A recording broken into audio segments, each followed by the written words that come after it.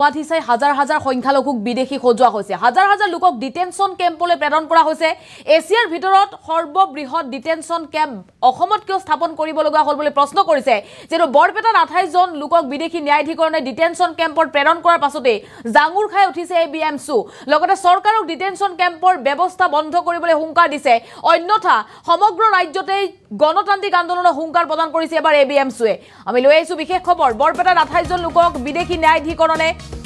Detention কেম্পলৈ প্ৰেৰণ কৰাৰ পাছতে জাঙুৰ খাই উঠিছে বিৰোধী জাঙুৰ খাই উঠিছে মুছলমান দল সংগঠন দাড়ি টুপি নাম আৰু উপাধি চাই বিদেশী সজোৱা হয় সংখ্যালঘুকে মন্তব্য কৰিছে চৰকাৰৰ বিৰুদ্ধে কেতবোৰ অভিযোগ আনিছে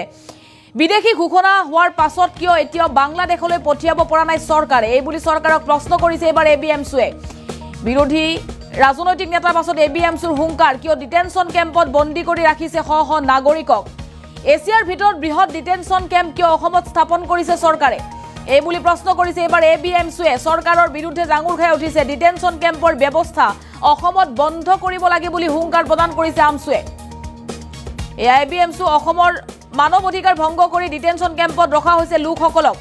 এবিএমছুৰ হুংকাৰ ইটোৰ পাছত আনটো বিস্ফোৰক মন্তব্য কৰিছে বৰপেটাৰ 28 জনক ইতিমধ্যে ডিটেনশন কেম্পলৈ প্ৰেৰণ কৰিছে বিদেশী ন্যায়াধিকৰণে বিদেশী ঘোষণা কৰাৰ পাছতে ডিটেনশন কেম্পলৈ লৈ যোৱাৰ পাছত বৰপেটাত হাহাকাৰৰ পৰিস্থিতি সৃষ্টি হৈছে বিদেশী ন্যায়াধিকৰণে 28 জনক বিদেশী চিনাক্ত কৰাৰ পাছতে এবাৰ হুংকাৰ প্ৰদান কৰিছে এবিএমছুৱে গণতান্ত্ৰিক আন্দোলনৰ হুংকাৰ প্ৰদান কৰিছে এবিএমছুৱে আৰু শিশু মহিলাৰ লগতে 19 জনকৈ পুৰুষক বিদেশী ঘোষণা কৰা হৈছিল পৰিয়ালে আত্মীয় লোকসকলে কান্দিছিল প্ৰশ্ন কৰিছে যদি তেওঁলোক বিদেশী হয় তেন্তে তেওঁলোকৰ আত্মীয়সকল কিয় বিদেশী নহয় এই বুলি প্ৰশ্ন উত্থাপন কৰিছে এবাৰ এবিএমছুৱে চৰকাৰক তীব্ৰ সমালোচনা কৰিছে আমি আপোনালোকক এই দৃশ্য দেখুৱাইছো বৰপেটাত দৃশ্য চাওক এনেদৰে এখন বিশেষ আৰক্ষীৰ বাছেৰে ডিটেনশন কেম্পলৈ লৈ গৈছিল কালিৰ দিনটোত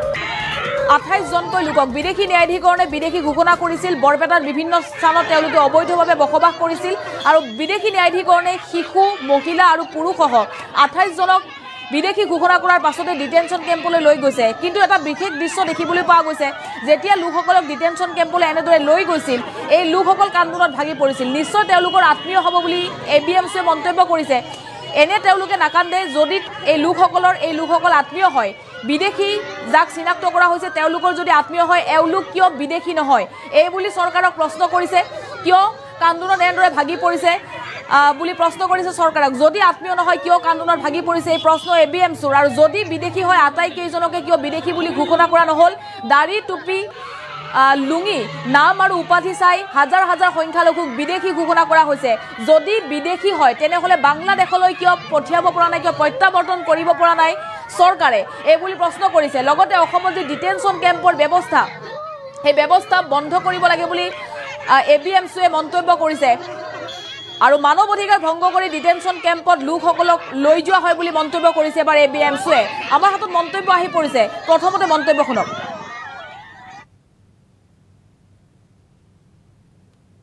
আজিৰ তাৰিখত অসমৰ বিভিন্ন শ্ৰেণীৰ জনগণক বিশেষকৈ সংখ্যালঘু জনগোষ্ঠীৰ বিভিন্ন ব্যক্তিক হাজাৰ হাজাৰ ব্যক্তিক এনেকৈ নিজৰ দেশতে বিদেশীৰ লেবেল লগাই নিৰ্যাতন চলাই থকা হৈছে যদি সঁচাকৈ অসমত বাংলাদেশী আছে সেই বাংলাদেশীসকল যদি কোনোবা বিদেশী ন্যায়াধিকৰণে ঘোষণা কৰিছে তেনেহ'লে সেই বাংলাদেশীসকলক গ্ৰেপ্তাৰ কৰি আইনী প্ৰক্ৰিয়াৰ মাজেৰে বাংলাদেশলৈ কিয় ডিপৰ্ট কৰিব পৰা নাই সেই প্ৰশ্ন আমি উত্থাপন কৰিছো কিয় ডিটেনশন চেণ্টাৰ বন্দী কৰি ৰাখিব লগা হৈছে কিয় এছিয়াৰ ভিতৰতে সৰ্ববৃহৎ ডিটেনশন চেণ্টাৰ অসমত স্থাপন কৰিব লগা হৈছে কাৰণ বাৰম্বাৰ কৈ আহিছো যে অসমত চৰকাৰীভাৱে অসমত বিদেশী বনোৱা হয় একমাত্ৰ নাম উপাধি দাড়ি টুপি লুংগিৰ আদিৰ ওপৰত ভিত্তি কৰি অসমত বিদেশী বা বাংলাদেশী সজোৱা হয় আৰু সেই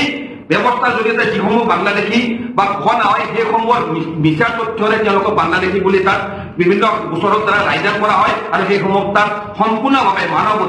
মানৱ অধিকাৰৰ পৰিসীমা ভাঙি ডিটেনশন চেণ্টাৰত বন্দী কৰি ৰখা হয় আমি এবিএমছুৱে দাবী কৰিছো যে অসমত ডিটেনশন চেণ্টাৰৰ ব্যৱস্থা বন্ধ হ'ব লাগে বিদেশী ন্যায়াধিকৰণেৰে ত্ৰুটিপূৰ্ণ ব্যৱস্থাৰ পুনৰীক্ষণ হ'ব লাগে যিসমূহ ব্যক্তিৰ নামত বিদেশী ন্যায়াধিকৰণত গোচৰ ৰুজু হৈ আছে সেই গোচৰসমূহ সম্পূৰ্ণভাৱে পুনৰীক্ষণৰ ব্যৱস্থা হ'ব লাগে যি কথা ইতিমধ্যে গোচৰসমূহত যে বিভিন্ন ত্ৰুটি আছে সেই ত্ৰুটিসমূহৰ কথা কিছুদিন আগতে ৰহিম আলী নামৰ ব্যক্তিজনক ভাৰতীয় হিচাপে ৰায়দান দি মহামান্য গুৱাহাটী উচ্চতম ন্যায়ালয়ে স্পষ্টকৈ কৈছে যদি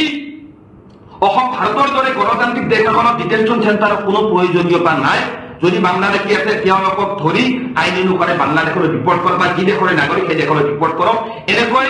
অসমৰ নিৰ্দিষ্ট এটা জনগোষ্ঠীক বাংলাদেশী নামৰ অত্যাচাৰ বন্ধ কৰিবলৈ আমি এবিএমচি দাবী জনাইছো। অসমৰ সৰ্বস্তৰৰ জনগণক আমি আহ্বান জনাইছো যে আপোনালোক সকলোৱে এই অগণতান্ত্ৰিক অসাংবিধানিক ব্যৱস্থাৰ বিৰুদ্ধে মাৰ বান্ধি ওলাই গণতান্ত্ৰিক আন্দোলন সাব্যস্ত কৰিব লাগে। যিসমূহ ব্যক্তিক আইনৰ সহায়ৰ প্ৰয়োজন সেই মানুহখিনি আইনৰ সহায় ব্যৱস্থা কৰিব লাগে। তাৰ কাৰণে এবিএমচি সদায় চিৰদিন চিৰকাল আমি কাম কৰি আহিছো আৰু আগন্তুক দিনতো এই অন্যায়ৰ বিৰুদ্ধে আমি এবিএমচি মাত মাতি যাম। বৰপেটাৰ যি 28 জন ব্যক্তিক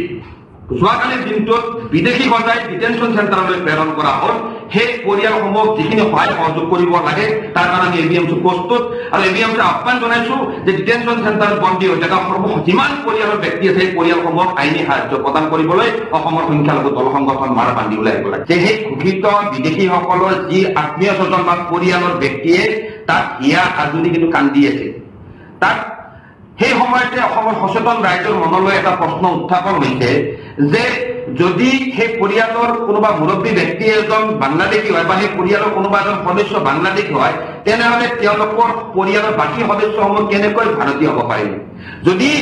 সেই পৰিয়ালৰ বাকী সদস্যসমূহ ভাৰতীয় হয় তেনেহলে এজন সদস্য কেনেকৈ বাংলাদেশী বা বিদেশী হ'ব পাৰিলে? সেই প্ৰশ্নটো আমাৰ সমগ্ৰ অসমৰ সচেতন ৰাইজৰ মনত উত্থাপন হৈছে। একেইখিনি কথা আমি বাৰম্বাৰ যুগ যুগ ধৰি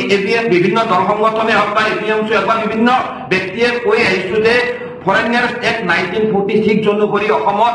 যি বিদেশী ন্যায়াধিকৰণৰ যি বিদেশী চিনাক্তকৰণৰ যি ব্যৱস্থা চলি আছে এই ব্যৱস্থাটো এক সাংঘাতিক ত্ৰুটিপূৰ্ণ ব্যৱস্থা। 1946 যিখন ফৰেইনাৰ্ছ এক্টত যিটো বাৰ্ডেন অফ প্ৰুফ অভিযুক্তৰ হাতত থাকে, অৰ্থাৎ যিজন ব্যক্তিক বৰ্ডাৰ আৰক্ষীয়ে বিদেশী বুলি অভিযুক্ত কৰিছে সেই ব্যক্তিজনে নিজকে ভাৰতীয় বুলি প্ৰমাণ কৰিব লগা হয় বিদেশী ন্যায়াধিকৰণত গৈ। আৰু সেই সুৰুঙা লৈ অসমৰ সীমান্ত আৰক্ষীয়ে বা নিৰ্বাচনী আয়োগে বিভিন্ন ৰিফাৰেন্স কেছ বা ডি ভোটাৰৰ নামত অসমৰ হাজাৰ হাজাৰ লাখ লাখ প্ৰকৃত ভাৰতীয় নাগৰিকক একমাত্ৰ নাম আৰু উপাধিৰ বাবে আজিৰ তাৰিখত বিদেশীৰ লেবেল লগাই অত্যাচাৰ কৰি আহিছে। এই কথাসমূহ বিভিন্ন সময়ত মহামান্য গুৱাহাটী উচ্চ ন্যায়ালয়